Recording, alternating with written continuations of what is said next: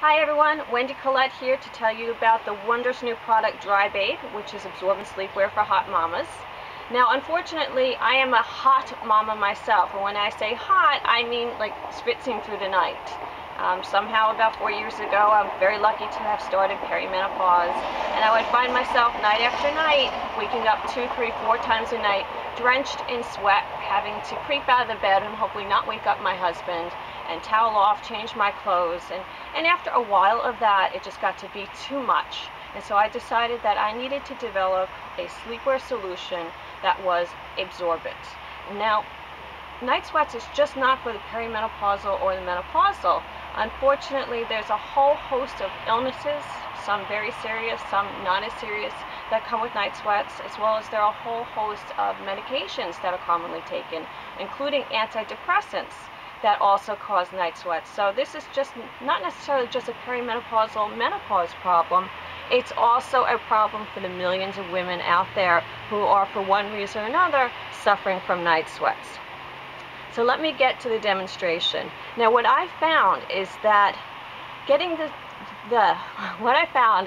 wearing sleepwear that wicks the sweat away was not functional enough. When I was wearing wicking sleepwear, I would wake up wet, less wet than when I was wearing nothing, let's say, or a regular cotton nightie, but it still didn't work well enough for me. And it was not until I started sleeping with a terry cloth towel next to the bed and grabbing it and mopping myself off that I had my eureka moment and said that maybe wicking is not necessarily the answer for night sweat sleepwear. Maybe terry is. You might be saying, oh, terry, that's for towels, that's for robes, that kind of thing. It's not for sleepwear, Wendy. I said, but you're absolutely wrong, because it's what works. So I spanned the world, and I found the most perfect, soft, light, plush terry cloth that you're going to want to be sleeping in. You'll feel good, it'll absorb your sweat, and you'll have a great night's sleep. So let me show you how that works. Let's get to our demonstration. What I have here on our table is 3 different night sweat sleepwear. One is a wicking garment that I bought. One is the Dry Babe absorbent sleepwear from Hot Mama that I developed. And one is just a regular cotton poly blend that you'll find in any department store across the United States. So let's do the absorbency test. And what I'm going to do is lift each sleepwear up, spray the inside of the garment, and see what happens. Now I have here some food coloring mixed with water, and we're going to see what happens with the sleepwear. Does it absorb, or does it just like come through to the front of the garment? Let's see what happens. Let's start with the wicking sleepwear first. And the camera's watching me as I lift up the garment. Going to give it one spray with my dye, and let's see what happens. And what you notice is that a wet and spreading stain on the garment.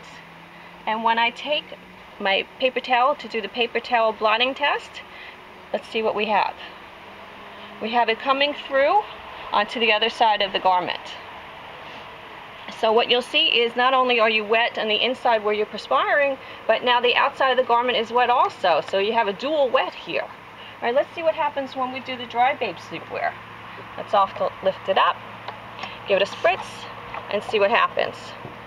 Now you'll see, as opposed to the wicking sleepwear, you're starting to see it come through a tiny bit through the garment, but what happens when you do the blotting test is key.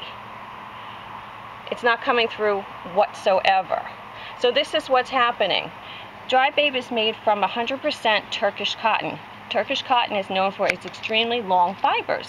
So what happens is that it starts pulling through, the liquid starts pulling through to the garment, and you get absolutely no bleed on the other side. Now what happens when we do a standard nightie made out of 60% cotton and 40%